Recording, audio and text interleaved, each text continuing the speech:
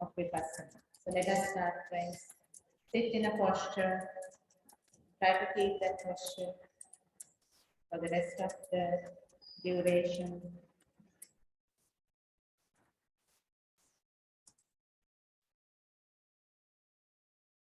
First, bring your focus to the present moment. Here I am on this beautiful, wonderful Poya day. I'm doing something that the Buddha will be so proud, so happy. If he was here, he would say, "You are a real son, daughter of the Sasana." Bring your attention to your feet. Your body is made of little cells.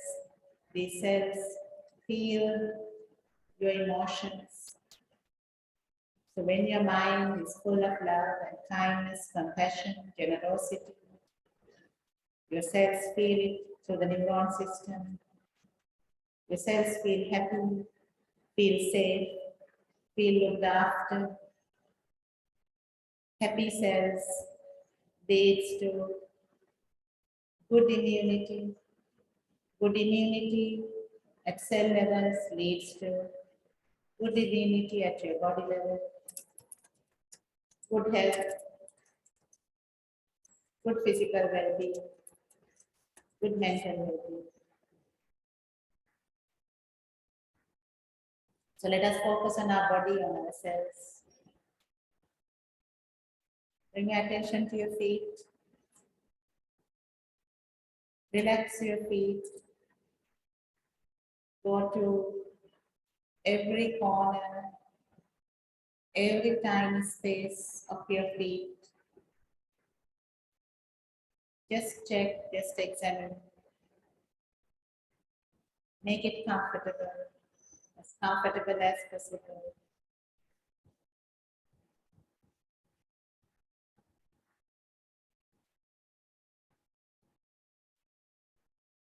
May my feet be healthy, relaxed, and well. Let us examine our legs, the area beneath the knees, the calf, the ankle.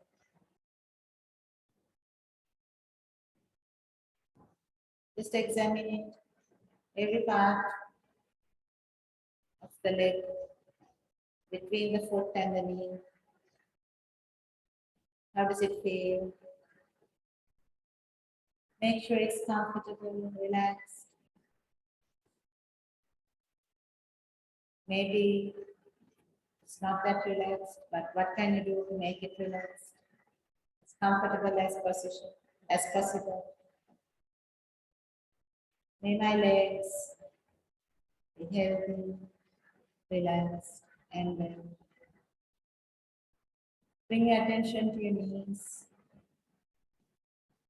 Help your knees to relax. Feel comfortable. Examine your knees.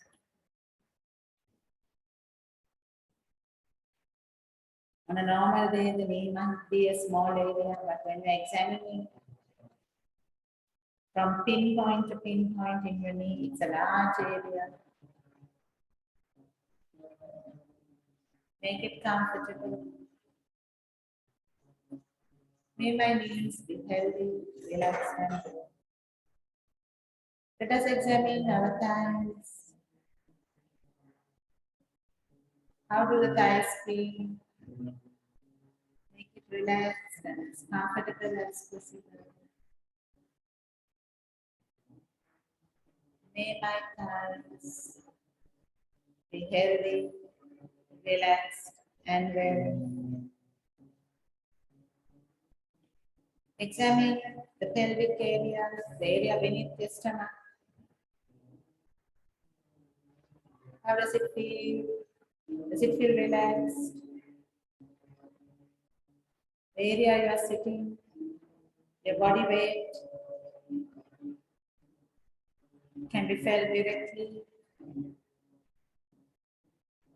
Is the weight feeling heavy? Can you help the area you are sitting? Feel comfortable, relaxed. May the pelvic area be healthy, relaxed and well. Let us examine the stomach area. You can visualize the food digestive system. All those organs working hard, no break, no holiday, no weekend.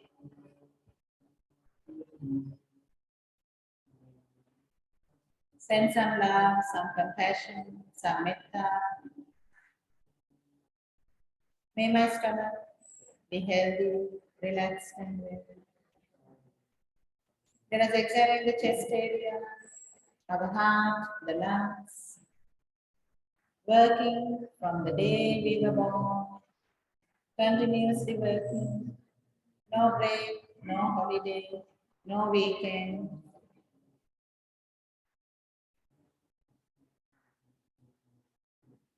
Let us bless these organs. May my chest area be healthy, relaxed, and well. Let us examine the spinal cord, tiny little disc, keeping us straight, helping us move, helping us feel. Such a lot of work done by these tiny elements. We abuse it so much, carry things the wrong way, lift things the wrong way. We should have a lot of love and compassion. It's one area that gives us a lot of trouble. Let us send some love, compassion, kindness. May my spine be healthy, relaxed, and well. Let us focus on the shoulders. May my shoulders be healthy, relaxed, and well. Let us focus on the hands, the arms, elbows, hands, palm, fingers. May my hands be healthy, relaxed, and well. Let us focus on the neck area. We have the throat, the tube that carries food, the tube that carries oxygen. May my neck area be healthy, relaxed, and well. Lastly, the head with the brain, with the eyes, ears, nose, mouth, hair. May my head be healthy, relaxed, and well. Now let us just sit in awareness of the present moment, full body awareness. This is Kayanupasana. One way of Kayanupasana is full body awareness. Sitting quietly, being aware of your body. How do you do this? Start with the head. Focus on the head. Head is there. Yes, can feel the head. Can feel the neck. Can feel the upper body, shoulders, hands, spine, chest area, stomach. Can feel the area we are sitting, the weight. Can feel the legs, the feet, the toes. Spend a minute in quietness, just aware, just aware, full body aware. From head to toe, from toe to head, just doing a body scan, just aware. toes, feet, legs, knees, thighs, pelvic area, stomach, chest, spine, shoulders, hands, neck, head, neck, shoulders, hands, spine, chest, stomach, pelvic area, thighs, knees, legs, feet, toes. Just a minute of quiet body scan, full body awareness. Let's start. 1 minute.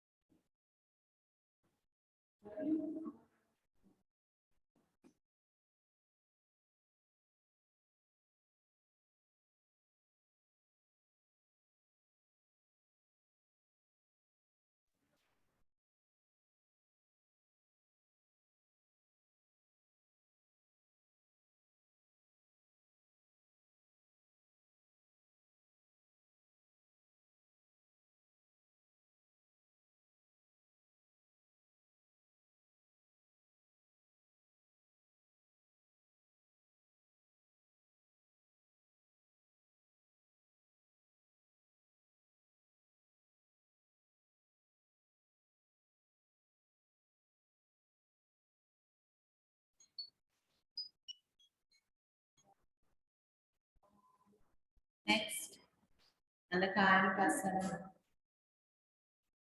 let's look at our posture that is called Iryapata meditation. Focus on your posture. Now we are seated. We are seated in meditation. How does the head feel? Upper body, lower body, weight of the body. Where can you feel the weight of the body? The legs, feet touching the floor. What does it feel when the feet touch the floor? It's a body scan. It's a bit more detail in the body scan. The feet are touching the floor. Can you feel? Does it feel cold? What does it feel? Does it feel firm? If it is the tile that you can touch. Coming up the body, the legs, the thighs. How does it feel on the thighs and the bottom?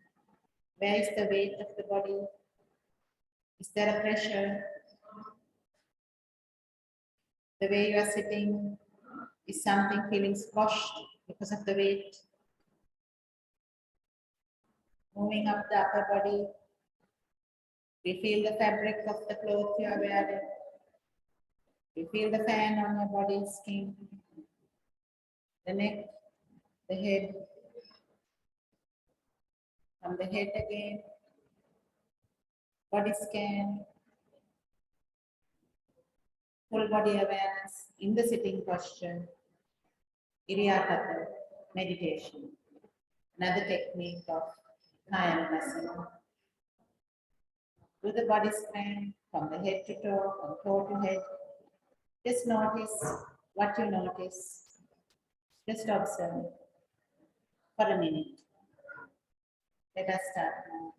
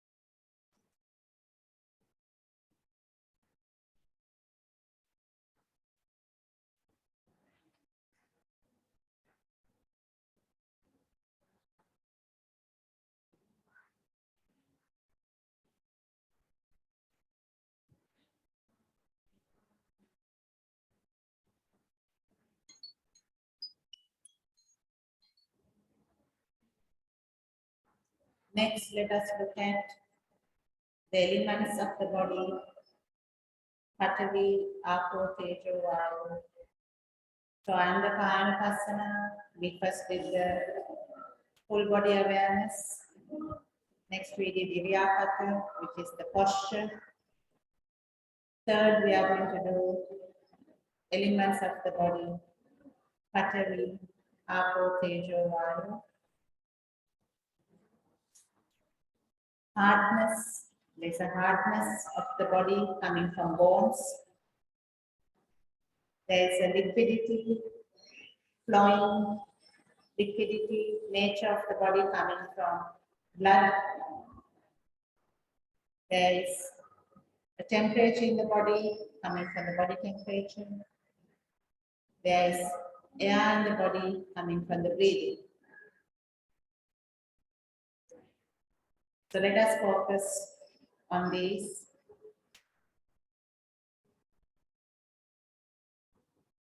Let's start with the head.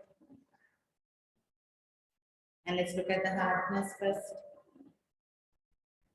The hardness of the body you can feel through the skeleton. The head, focus your attention to the head. Just be aware that there is the skull. Just feel the skull. And when I say feel the skull, you are not touching it with your hand.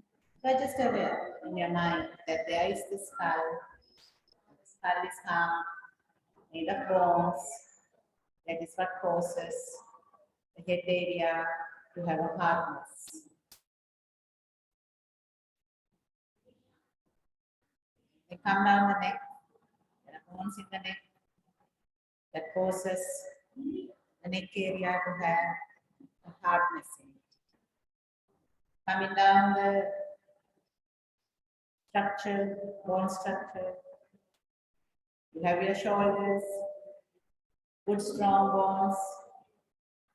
There's hardness in the shoulders coming from the bones. Come down your hands, arms, elbows, up to the fingers. You know the bone structure. All of that gives the hardness to your hands. Coming down the upper body, the rib cage. The rib cage protects us when we fall, protects the heart and the lungs very well. There's the spinal cord, all part of the bone structure, all part of the hardness of the upper body. Coming to the pelvic area, solid bone structure there. That's a lot of hardness. The pelvic area coming from the bone structure. Then the legs. Good solid bones you find in the legs. Thighs, knees, calves, calf area. Down to the feet. And the fingers, the toes of the feet. All of this coming from the bone structure, adding a hardness. Let us examine the liquid nature of this body. There are many things that gives the liquid nature. For this purpose, we focus on the blood. Blood flows throughout the body.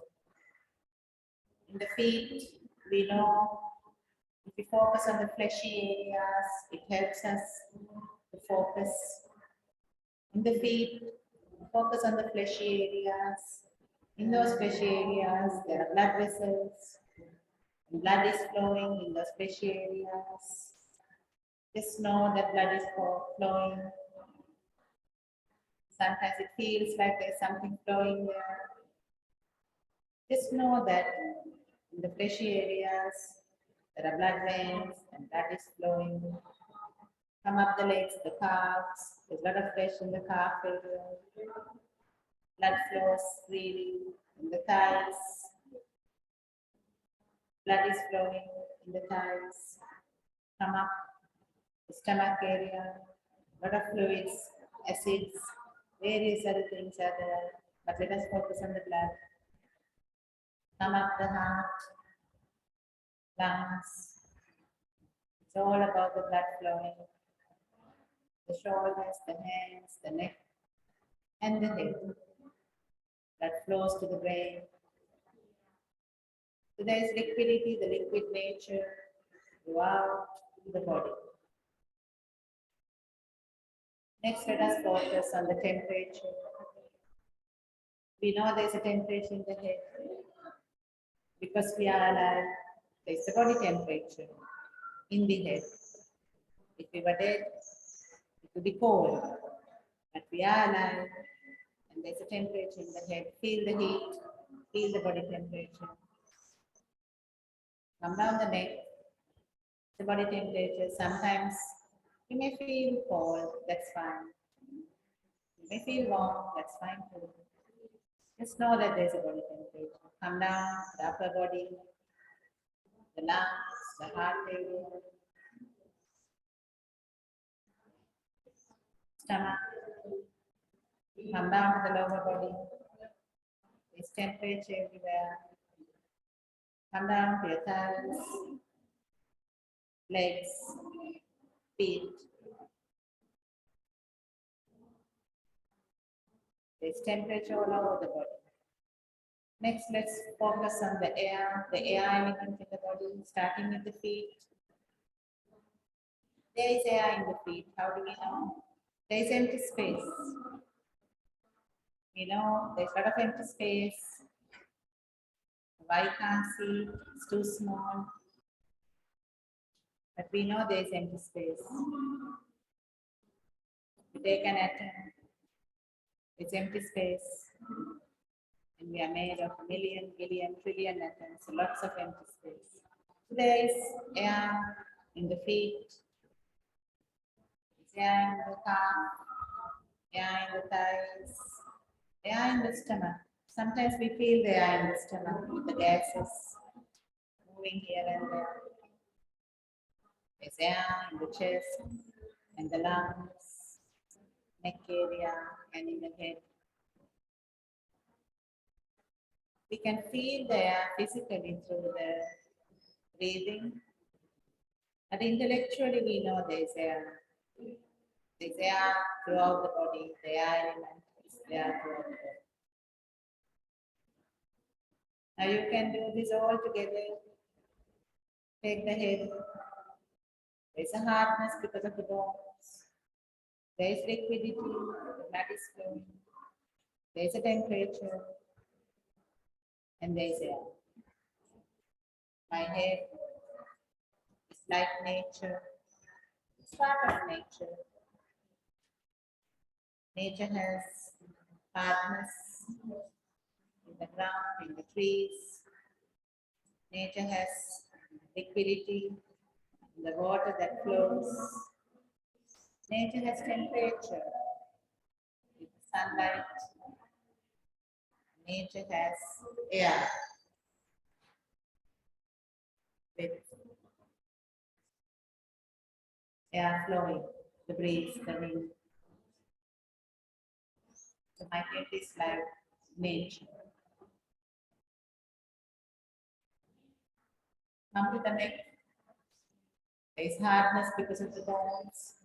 There is liquidity because of the blood flowing. There is temperature. And there is air. My neck is like nature. Come to the upper body. Shoulders, hands, chest, stomach, the whole upper body. There is hardness because of the bone structure. There is liquidity, there is blood flowing everywhere. There is temperature due to the body temperature. And there is air flow. Air flowing with the breath. There's air in the empty spaces in the body.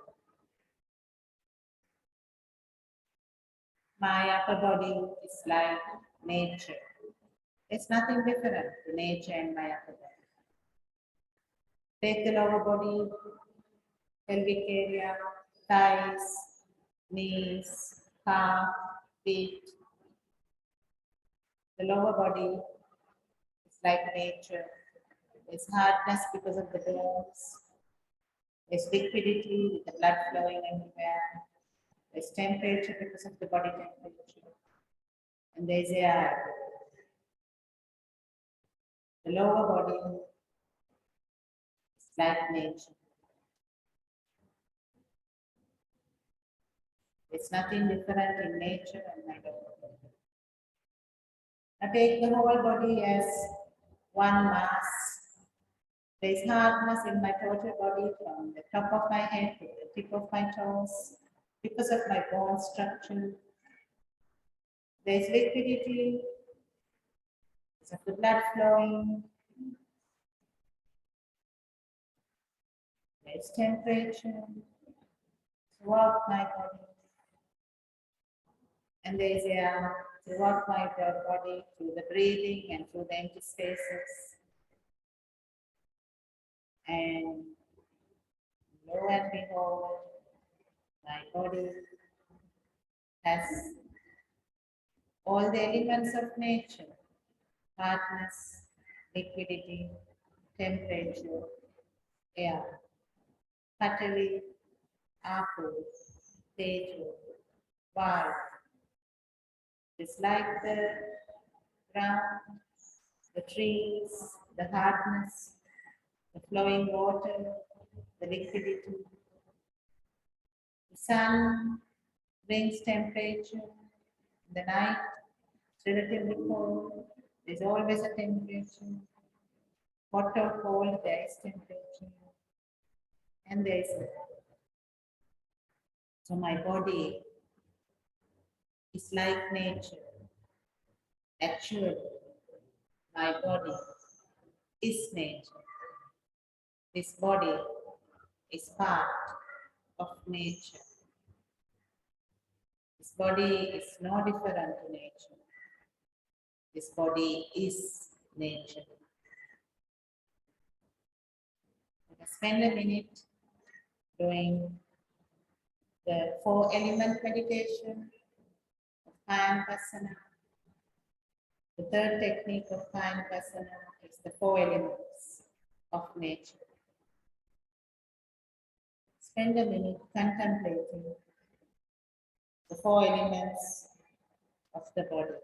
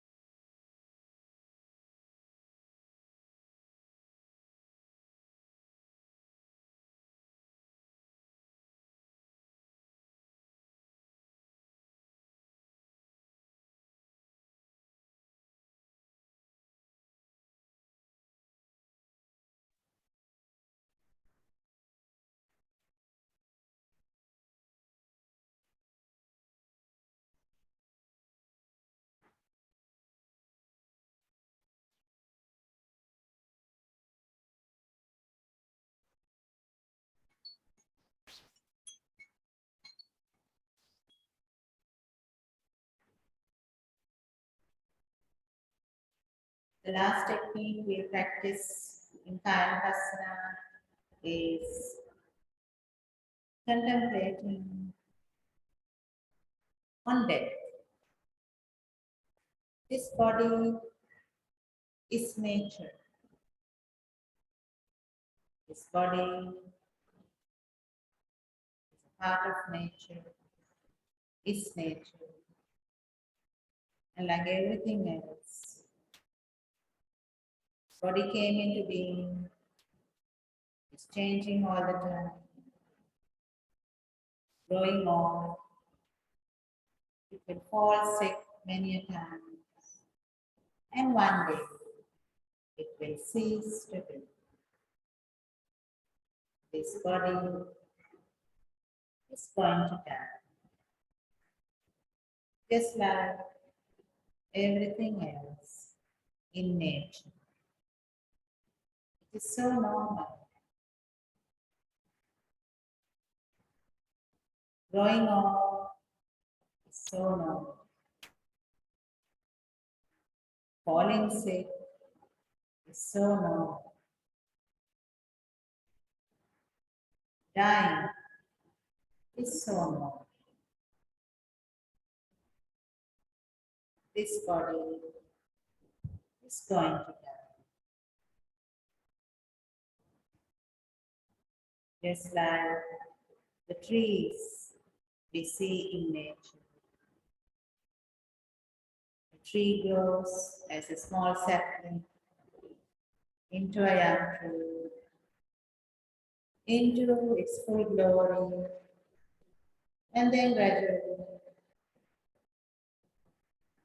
it grows old, and one day it dies.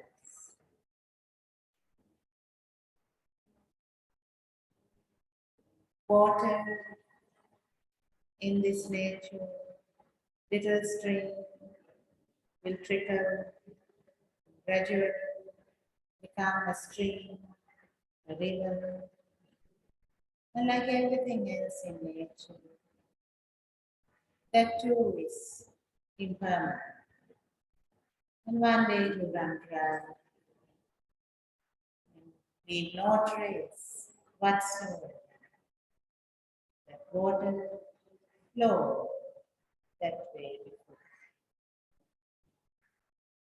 Even the large oceans one day will dry up and leave no trace of water. Become deserts. Nobody knew that these were oceans once upon a time. The temperature will change. Get the temperature because of our sun. Sun is a middle-aged sun. Sun too will die one day. And anybody who studies the universe in astronomy knows that stars are born, and stars grow old, and stars die. And that is perfectly normal. This air changes. Originally, when this planet was formed, this air was not this. It wasn't this pure, breathable air. It was very different. And this air is changing. We know this. One day, there will be no air. And there will be no beings. This universe is also going to die. This universe is still growing and expanding. And one day it will stop to grow and stop to expand. It starts to subtract. It becomes a black hole. And then explodes again. The universe is formed. This body is going to die. And it's the most perfectly normal thing in the world. Anything that I feel as a sorrow or a fear or a dislike, it's because of my misunderstanding that this body is mine. This body belongs to nature. This body is going to die. So let us contemplate that this body belongs to nature and this body needs to fall sick. How comfortable are we with this body falling sick? If we are diagnosed with cancer, are we going to get upset? Or are we going to tell the doctor? Usually we say, doctor, there's something wrong with me. Are we going to tell the doctor, doctor, there's something right with me? And sick. To fall sick is a right thing, it's not a wrong. To fall sick is normal. Cancer is normal. Heart attack is normal. Various other illnesses are normal. Death is normal. Let us contemplate how normal all these things are. That humans find it so hard to accept. The main cause of our suffering does not accept nature as nature. This body is nature. Spend a minute in that.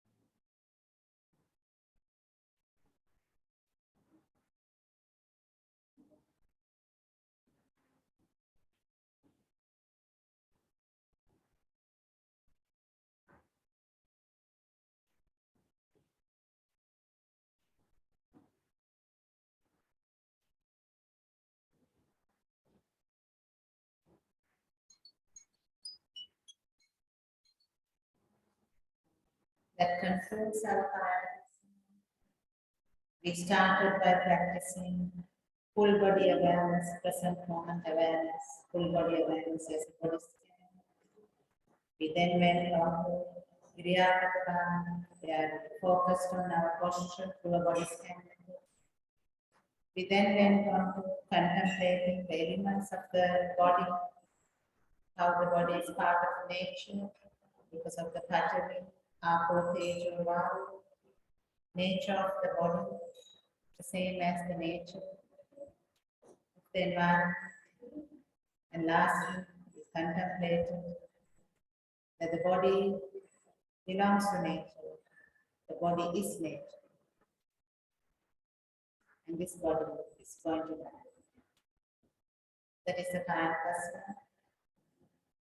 At 10:30, we take a break. I run through the other three techniques very briefly. Once we take a break, we have a Q&A, and then we can do a quiet meditation for 1 hour on all of these techniques. Any one technique you like to try. After Kayanapasana, it is Vedanapasana.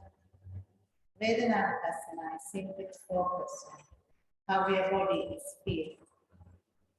So now you have knowledge and practice of the body scan. We reflect on how this body feels in the same way through a body scan. Close your eyes again and relax. Let us start with the head. Just focus on your head and ask yourself, how do you feel in your head? What do you feel? There can be only 3 answers. I feel something pleasant. First answer. Second answer might be, I feel something unpleasant. Third answer could be, nothing. I don't feel anything. We can refer to that as neutral. That is Vedanapasana. Focus on your head. What do you feel? You feel something pleasant? You feel something unpleasant? You feel something neutral?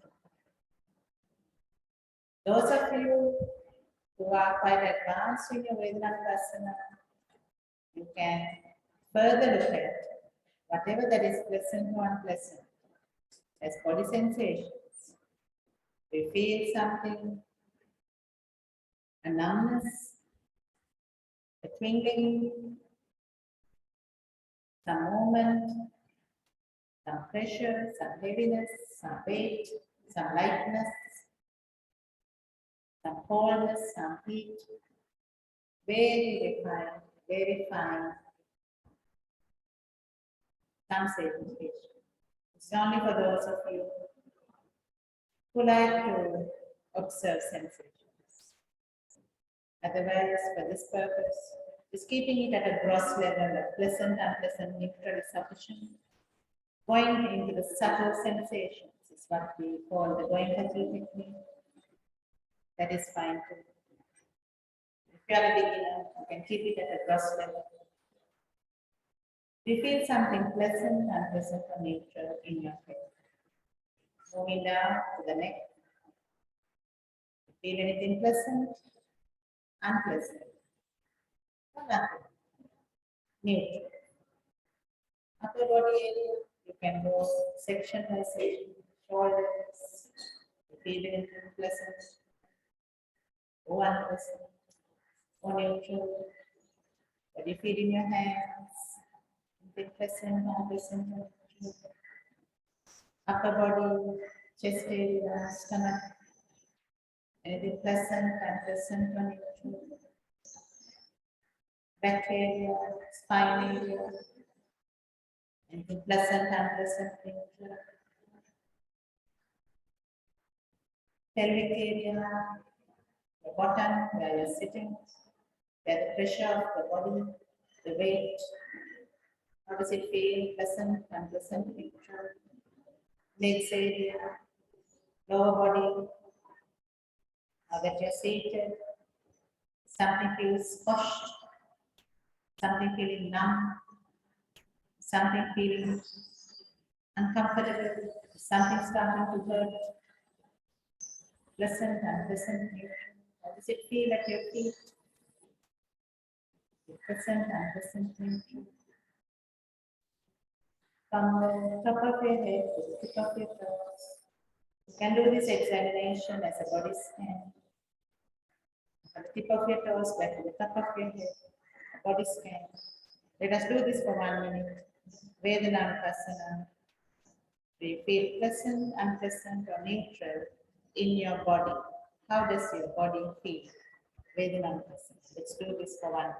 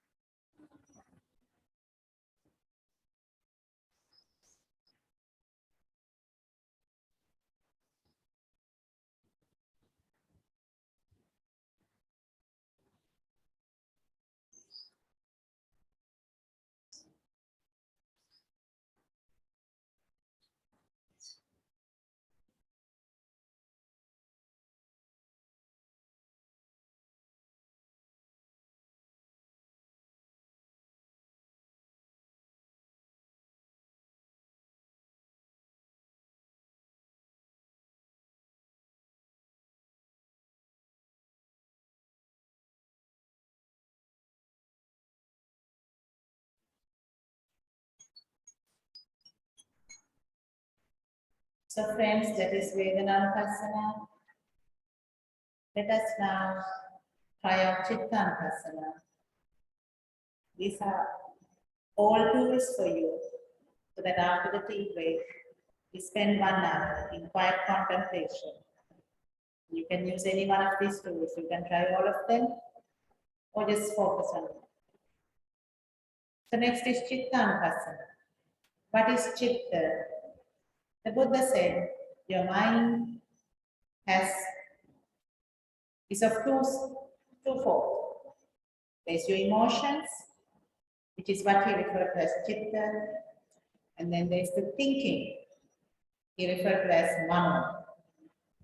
The thinking part of your mind is Mano, emotions are Chitta. So what does this mean? When you're thinking and writing something down, you are using your Mano. When you're thinking to decide on a course of action, you are using your Mano. When you're thinking to solve a problem, you are using your Mano.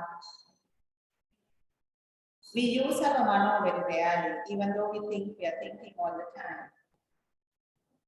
Our mano part of the mind is used quite sparingly.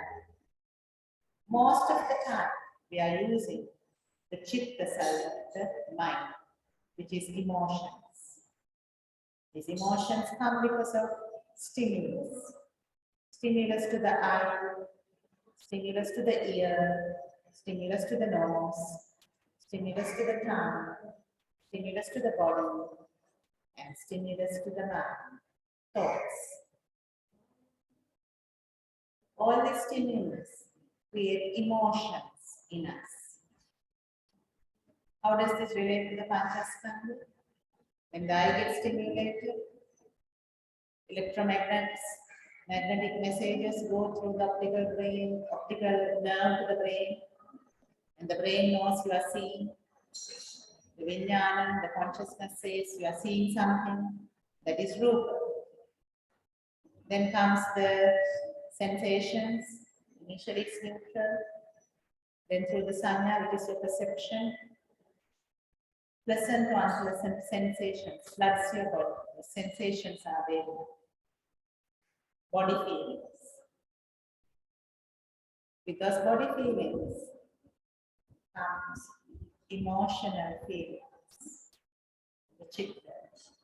These emotional feelings comes in the form of this is something I like, this is something I dislike, desire and aversion. Behind all the emotions lies the three roots, Lobha, Dvesha, Moha. Desire is Lobha, aversion is Dvesha. This whole emotional feeling of me, myself, I is Moha, which we call delusion. Delusion to be emotionally connected to a permanent entity that does not exist in the form of me, myself, I. Lobha, Dvesha, Moha. So if you want to observe Lobha, Dvesha, Moha, then Chittanupassana is the practice for it. If you want to observe Lobha, Dvesha, Moha, the practice is Chittanupassana. So how do we do this? Quite simple. Close your eyes and just focus on your emotions. What do you feel right now in your mind? Earlier we, as Vedananupasana, we were focusing on what do you feel in your body. Does something feel pleasant or unpleasant or neutral in your body? Now we are going to focus on our mind. The Kayanupasana was focusing on the body. Vedananupasana was focusing on the body. Chittanupassana and Dhammanupassana is where we focus on the mind. So let us now focus on the mind. Close your eyes gently and ask yourself, what do I feel in my mind right now? Whatever it is it a lobha feeling? Is it a dvesha feeling? Or is it a moha feeling? Whatever it is, it falls under these three. So let us examine this a bit. You are going to be served tea very soon. So what does that evoke in you?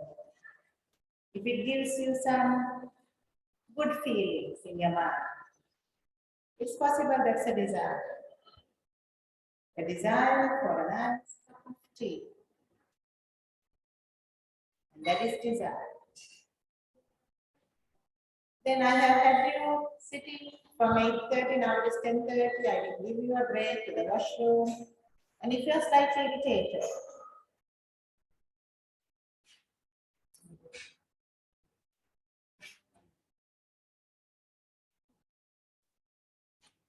if you are slightly irritated by that,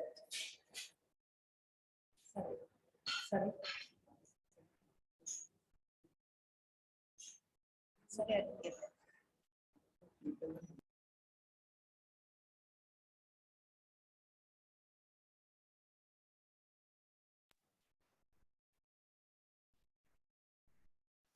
Thank you for that. So Dr. Manori mentioned that when we have the tea break, let us not talk, but try to maintain a noble silence. And in quiet contemplation, have your tea and a biscuit that is offered to you with a lot of metta. And your Chittanupassana can continue during your tea break.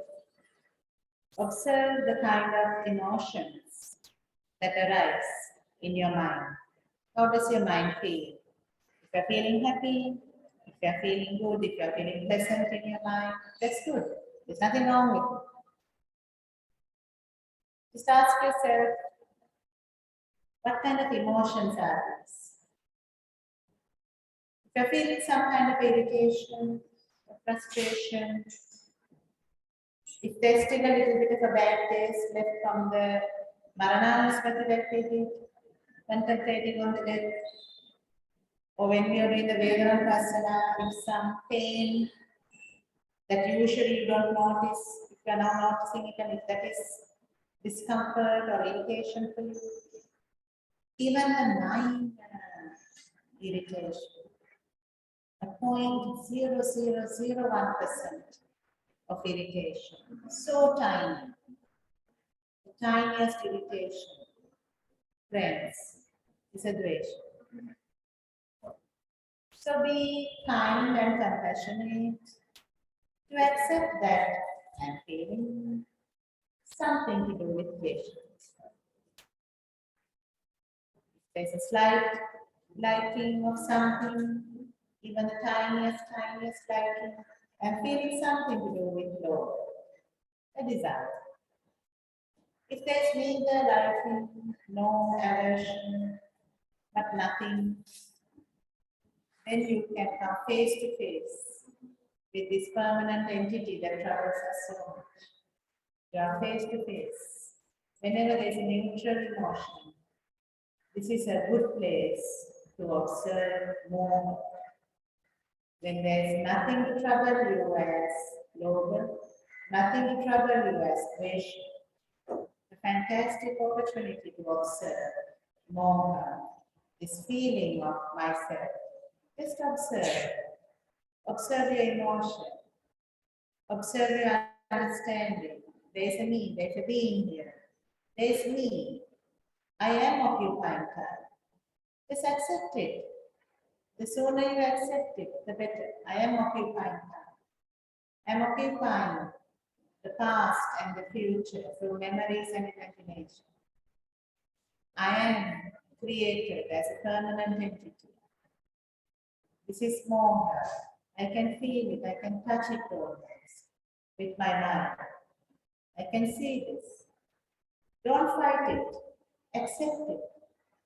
Remember, friends, if you want to let go of something, you have to first accept it. Accept it fully, embrace it fully. Venerable Ajahn Brahman Shatera says, open the door of your heart. Accept this permanent entity, me, myself, I, in full. If you wish to, friends, you can take a break because I do know that it's maybe 2 hours now for some of you. If you want to take a break, please take a break.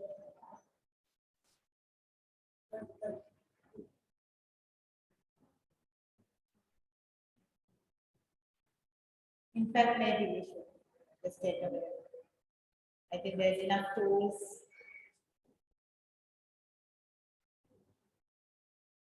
We have enough tools now, Kayanupasana, Vedanapasana, and Chittanupasana.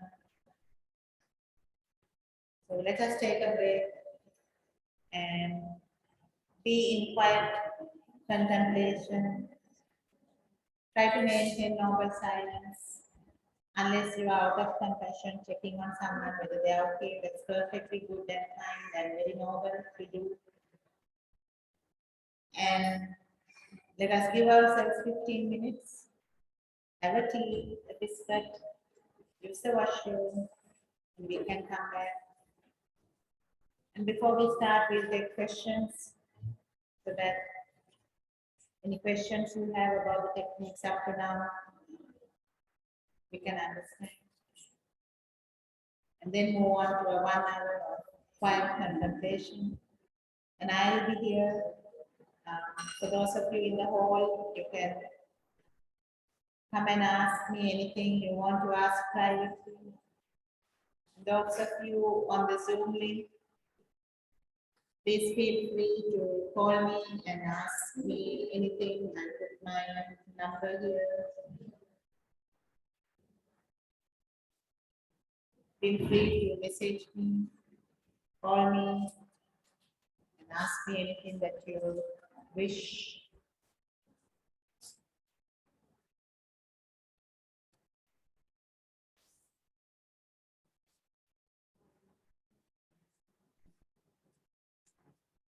Let us take a 15-minute break. We'll pause the recording for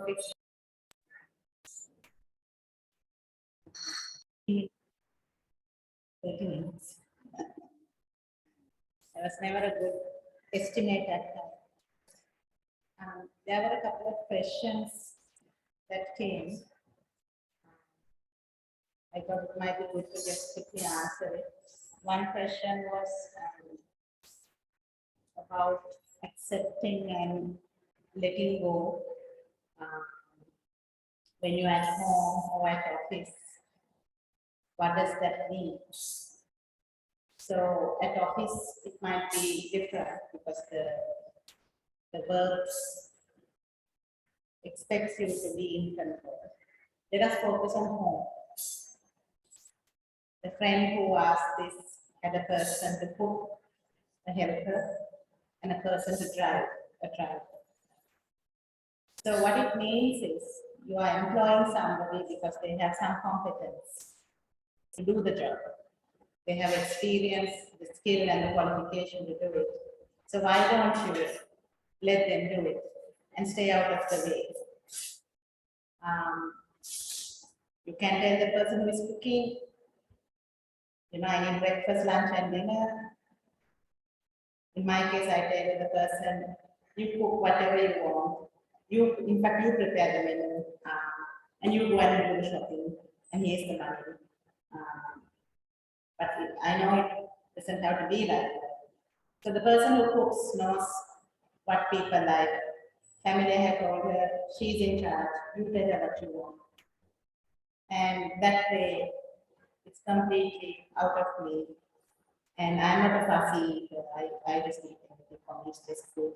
Of course, I enjoy my food, but my tolerance levels are very, very wide. So therefore, it never mattered. When it comes to driving, I believe each person has their own personality in driving, and we must let them be. Because that way, you bring out the best of a person. So whenever a person is driving, whether it's Uber or pick-me or my own person who is driving, I always tell them, you know how to drive, go ahead and drive. I'll just tell you where I need to get to, the end destination. But sometimes they ask, which route do you want to go? And I'm like, you are the boss, you decide. And they're very happy because they decide how to drive, what speed, and so on, and I just let them be. So that is, it might be another extreme way. The question is, how many times have people let me down and had accidents? Actually, zero. All the accidents in the car were when I was from that accident. Because I'm a bit of a careless person when I drive. And I do like to speak. But the people who have driven me, whether it is Uber, pick-me, or various other people who I have employed as drivers, they have never had accidents in their life because I let them be. And they were very responsible and they drove well. And one or twice when they had accidents, it was whatever. So anyway, that is just an indication of what it is. And what is the result in that? In the helper cook the way the helper wants and the driver drive the way the driver wants. I have peace of mind. I'm not stressed at home. They do the job very happily. And so I'm not saying that's the right way. I'm just saying it is one way of doing things. The more you let others be, give a brief, you can give some feedback from time to time on whether they're doing a good job or not. But the more you let go of that wanting to control, you find that what you are left with is peace of mind. So same with children, ultimately they do what they want. I think our duty is to advise them and hope for the best. Ultimately they do what they want. And whatever it is, I like what Ajahn Manjapera says, open the door for your heart. No matter what mistake you make, no matter what wrong decision you take in my opinion, I still love you anyway. And I'll be there to bail you out. But this is what I call my kids. I hope you don't get arrested one day. I hope I had done a better job than that. But one day if you do get arrested, know that I'll be there to bail you out. That's the least I can do as a mother. Probably the mother and the father are the only people the children can depend on when they're in trouble. And I'd rather them come to me than go to some stranger who is always scam them and make complete use of their vulnerability. I'd rather they come to me and tell that they messed up and they need help. And creating that environment for them to be able to do that, I think, is what is important. Because they will make mistakes. And it's okay too, because you learn and grow when you make mistakes. So that was 2 or 3 questions I got during the break. I was telling Dr. Nana, we have a tendency of losing the people on Zoom after a break. So because of the time zones as well, Dr. Sarat was from Australia, he had to leave the family in Singapore these days. So let's get some questions. So Ms. Chitra, anything you want to share based on the practice?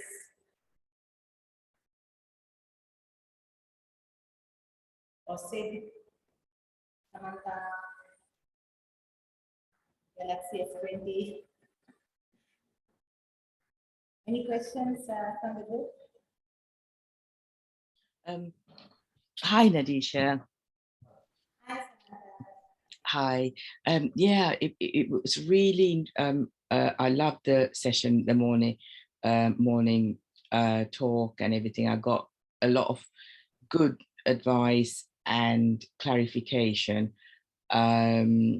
especially on the Panchaskanda and the Upadana Panchaskanda, what it means. And there was something also that you clarified. I can't exactly, I had to go through it again.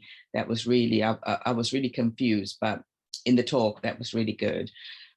So now just want to ask, now we're doing all this is on the mindfulness of the Vedana and the Chitta and the Kayana and the Amanapasana later on that we would do.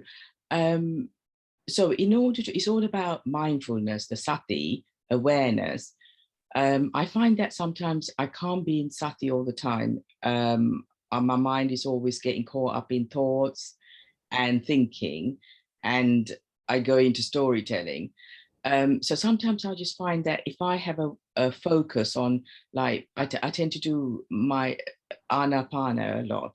If I have a focus on the breath meditation and anchor on the breath, would that, and if I keep on practicing it, would that also go hand in hand to increase my sati, the mindfulness, so that I can do the 4 foundations, which is the ultimate thing that, you know, the Buddha, like you said. Yeah, so how much of a practice should I focus on the one object meditation, anchoring on the breath to increase my concentration, then hence increasing my focus on the mindfulness on the other stuff? How should I, and also how should I allocate my time into my daily practice? How much of breath meditation and how much of sati on the everything, Kayana, Vedana, and Chitta Chittanupassana should I do? Thank you for that, Samantha. That is a very useful question, and that you asked it. So, in case it wasn't clear, Samantha, I think is from the UK, was asking,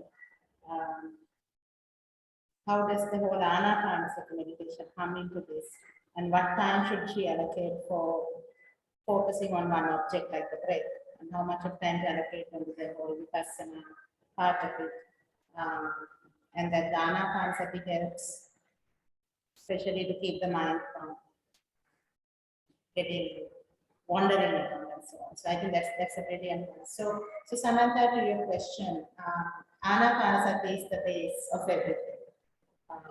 In fact, in Kayanupasana, Anapanasati is one technique that the Buddha teaches.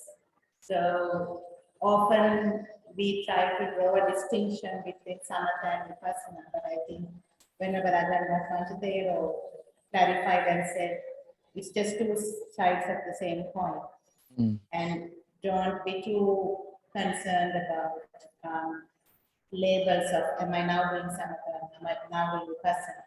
It's all about having an anchor, and you're absolutely right. Anapanasati is a fantastic anchor to start.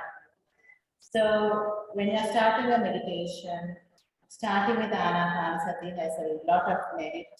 It helps you to calm down. It helps you to focus. And breathing is such a nice, lovely, rhythmic thing in the body that really helps you to get in touch with the body. It tells you about your body. That's why it's a technique of Kayanupasana. Slowly you can start, once you get into the rhythm of observing the breath, you can start to notice, is the breath short relatively or is it long relatively? And you start to notice that whether it is short or long is not in your control, you are not deciding it. So the whole anatma nature of the breath and the body, meaning that I am not the one deciding whether the breath is short or long, it's just happening naturally. So the whole, this body is not mine, I am not the one in the driving seat, I am not the one in control, it's just a very natural process. All those insights can come from Anapanasati. Anapanasati, therefore, is used to calm the mind and focus the mind as a samatha meditation, but it's also used as a Kayanupasana technique in Vipassana meditation. So Anapanasati is for that reason the most favorite technique in the world, and the Buddha also used it a lot. So once you start Anapanasati, when do you move on to other techniques? That is a good question. So recently, in a talk I was listening to, a monk gave a tip on this. What he said was, if you can focus your attention continuously on 10 breaths, right? So you breathe in, breathe out, breathe in, breathe out, or 10 or more. That is a reasonable level of mindfulness. Right? And that is if your mind is usually wavering a lot. So it all depends on what kind of a person you are. And there are some people who instantly they sit down to meditate, they start with Anapanasati and instantly they go to jhana, which is very, very deep levels of mindfulness. I am a person whose mind is always wandering. For me, keeping it at 10 breaths or 15 breaths itself is a challenge. So when that monk said it, it resonated really well with me. So what he said was, if your mind is more prone to wandering about, and if you notice that you can keep it still without wandering for 10 plus breaths, and what he meant was ana apana is one, right? 10 plus breaths you can focus. That is sufficient focus to then move on to something else which needs the focus. So Chittanupasana, Dhammanupassana, Vedanaupassana, all of those things need the ability to focus. So that is good. So what that monk meant was two things. One is If you are really keen to do some of these Vipassana techniques, then try to get there sooner than later, without getting stuck in only the preparation. But if you consider sitting down, calming yourself down as the preparation to do Chittanupassana, what he felt was we spend too much time in the preparation and too little time in the Vipassana. So get there sooner than later. Similarly, he said if you are doing Satman, if you can, so you in Satman walking meditation, you start in one place and you have any area marked. So you go there and you come back, and that is one. And if you can do 2 or 3 of those rounds, full rounds, without losing your focus, then you can move to the next level of the walking meditation, which is, so initially when you are walking, you are focusing on your foot, simply the feeling on your foot, just to establish your mindfulness and just to calm down. Once you do that 2 or 3 rounds uninterrupted, then you can let go of focusing on one object and let your mind run across the body and do a Kayanapasana, combination of full body awareness and Idiapata. Just let your mind flow through the body, noticing what the mind notices. You notice the thigh, movement of the thigh muscle. You notice a slight discomfort in the knee. You notice that there's a bit of strain in your shoulder. So you start noticing all of these things. Right? The whole idea of noticing these things is to see, notice the anitya nature of your body, how much your body changes. And whenever some change is happening, your mind goes there. So your mind picks up changes. Your mind goes somewhere because a change is happening. Right? So then you will start noticing that, my goodness, that how much this body is changing all the time, and trying to keep this body happy and comfortable in a sensual pleasure is such a futile effort because this body just cannot be satisfied. Right? So these things gradually dawn on you that everything is changing, it's not in my control, and slowly dawns on you that there is really no person here, and that this is just autopilot, it's just running its own program. All those things start from a walking meditation. When walking meditation is practiced at a Vipassana, right? So again, the question is when to switch from the Samatha to the Vipassana in the walking meditation. When you believe that you have calmed down sufficiently enough and your concentration is good enough, how do you know what is the quantified way of knowing that you can go 1 round, 2 rounds, and you are focusing, you haven't strayed good enough, get on to the person. Similarly, Anapanasati is the same. You can practice Anapanasati as a Vidarshana technique. But if you want to try out Chittanupassana, Dhammanupassana, Vedantassana, or something else, then just keep an eye on whether you are getting distracted or not, are you feeling sleepy or not. If you feel the mind is sufficiently alert and sufficiently focused, just go for it. That is the instruction. Lovely. Thank you, Nadeesha. That's really helpful. I'll try that. Thank you. Thank you so much. Ms. Petra, do you have anything to ask? Nadeesha, I want to ask something now. When we do Vipassana, I have bad cold. Can you hear me? Yes, I can hear you. Now, when we do Vipassana, we have to concentrate on Panchaskandha, Nama Rupa, that Vedana, Sanya, Sankhara, Vijnana. That I understand that part. Now, doing that we say no, that we have gradually get rid of that me, mine, and my atma, that the sakkaya ditthi. How can we do that? I can't understand how that part is happening. Okay. So the question Ms. Chitrangani is asking is, There's the Panchaskanda Rupa Vedana Sanya Sankara. Is that what we are watching when we are Yeah. and how do you get rid of this me, myself, I feeling is the referred to as Sakkaya Ditthi. So the short answer is this. When you are doing these techniques, you don't need to be thinking of the Panchaskanda because Vedananupasana is looking at the Vedana. Vipassana is looking at the feelings in the emotions.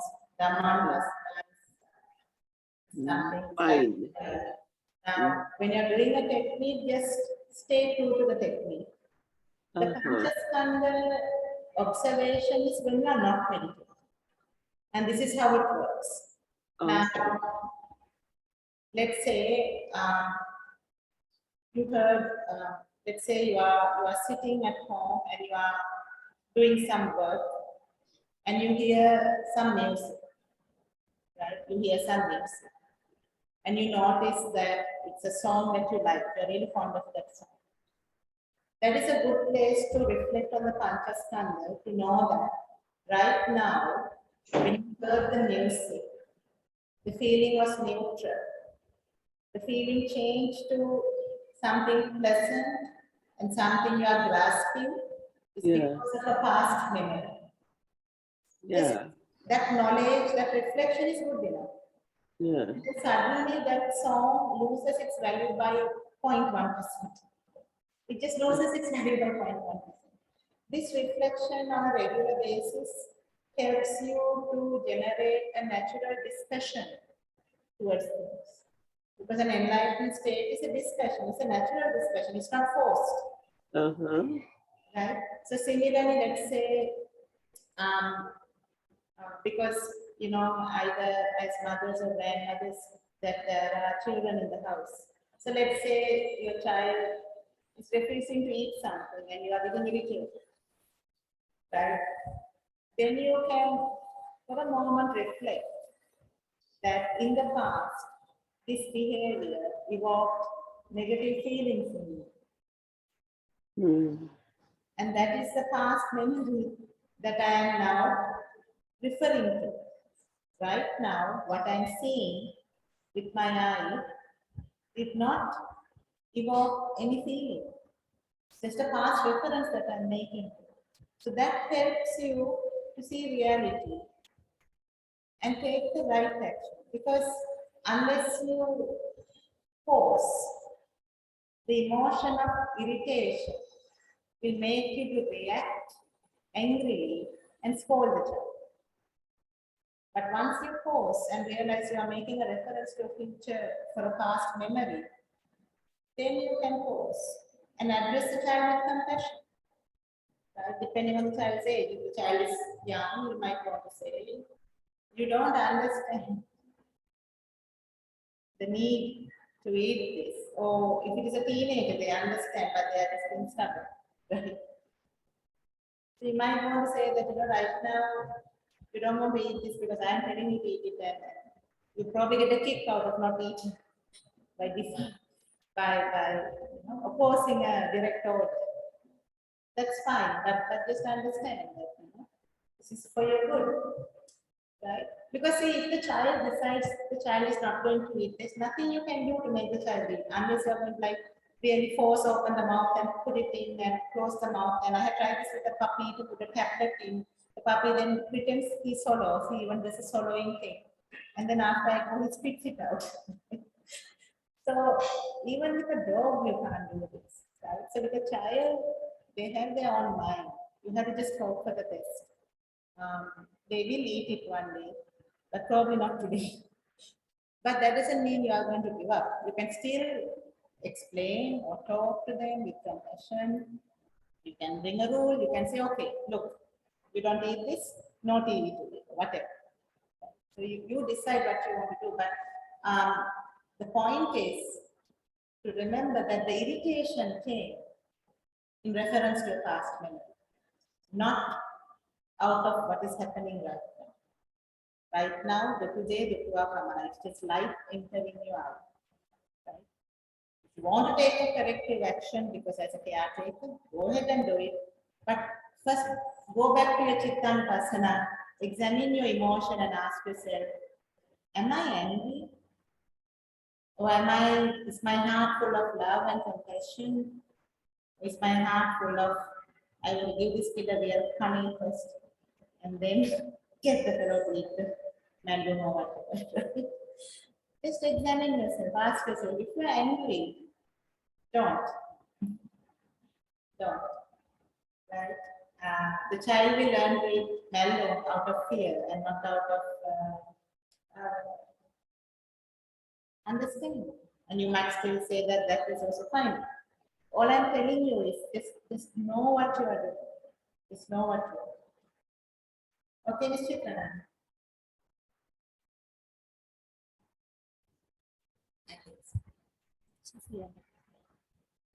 Anyone from the audience? Anything?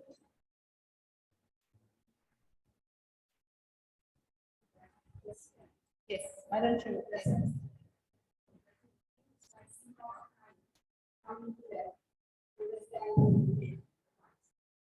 Sorry, things.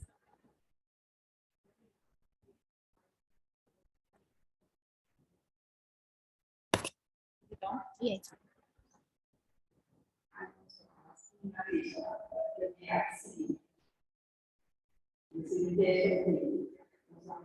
Your doubt, mistake, or maybe your fight in the invitation. If you're watching the mind and you realize the invitation, you can think that this invitation start. So when it starts, we have the formula of the years. Because things like no time, actually, you are talking about somewhere. Things like no time. You think, where let's start. And that's the time for very important. Sorry. Who were taking it so much as an so that's a do what we want because we really very small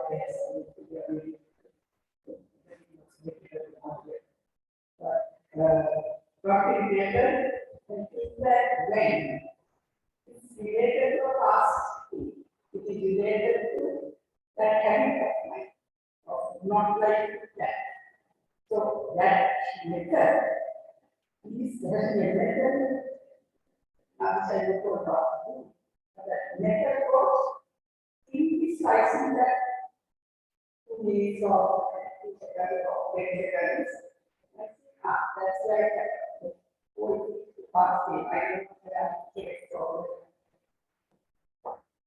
So that is right, because you are asking a good question. Where did it arise from? So anything pleasant or unpleasant arises because of lobha and dvesha. And the lobha and the dvesha arise because of moha. Because we identify with me, myself, I. There are things I like and there are things I dislike. And then comes the need to control and make sure the world and every other being does things I like and does not do things I dislike. That is how it all comes from. So if you are getting irritated about something, it's a past memory. You're absolutely right. You can ask, where is that coming from? That's probably coming from some misunderstanding of how I see the world. At some point, the Buddha also mentioned sometimes it's best to not look for it because it might be like a ball of string, but like a null ball. You can't find the origin. But I think for many things we can find coming from some past pleasant or unpleasant experience of others that we like. And we have decided that the easiest thing to think is if somebody now made dal, a nice curry for right? If there are 20 of us, some of us will like it, some of us won't, because it will always be too little salt or too much salt, too little chili or too much chili. So then, what is the right way? There's really no right way. But each one of us thinks that what I like is the right way. That is why you have to see more, right? If you look at many of the domestic disputes between husband and wife, mother and child, father and child, and so on, it's because of, I think what I like is right. Somebody else thinks what they like is right. And the source of that is the I, the moment. So, Dr. Manali, is that okay? Yeah. So Dr. Manali was very keen that we practice. So it's 11:25 now. My suggestion is till 12:25. Let's use that 1 hour. So what you can do is, Samantha raised a very good point. Start with Anapanasati, because from morning to now you practice multiple things, you heard multiple things. It is possible that your mind is swimming with information. In fact, Dr. Manoj, I think what we suggested is even better. Let's just spend 5 minutes before we even start the practice. Let's spend 5 minutes quietly contemplating on what are 1 or 2 things that I want to take away from today, right? The reason I tried to cover as many tools as possible was to give you, like at a buffet, a big variety of things. But you know, in a buffet, if you choose just 1 or 2 things you like, you can enjoy it better, right? So my suggestion is to think about what you heard and what you did, and also about the things that you have heard and done in the past. And pick 1 or 2 things that you want to take away that will inspire you for daily practice. And 1 or 2 things you want to practice now in the next 1 hour. And for each person, it will be different. We all lack the best, greatest teacher of all. We all lack the Buddha giving us an instruction. If he was here, it would have been so straightforward. He would have said, Dr. Manali, this is all you need to do. Right? Somebody like me would have given this great talent and said, just rub it. Because most of us would like a quick way out, right? In the absence of him, look at the menu of offerings and go with your heart, go with what feels nice, something that seems enjoyable, interesting. Go with that, go with your gut feel and practice that and see how that seems to you. Don't choose a technique because that is what everybody is doing. Choose a technique or 2 because you feel like trying it out. It's interesting for you. Okay, so let's do 5 minutes of reflection, private reflection. Think about how you want to do your daily practice and what you want to practice in the next 1 hour, and then we'll move on to a 1 hour of practice. All right, everybody okay? In the meantime, if you have any questions that you want to just check with me, I am here on mute, mic off, and quietly ask me without disturbing others. Right? Okay, let's do this. 5 minutes first, and then we move on to the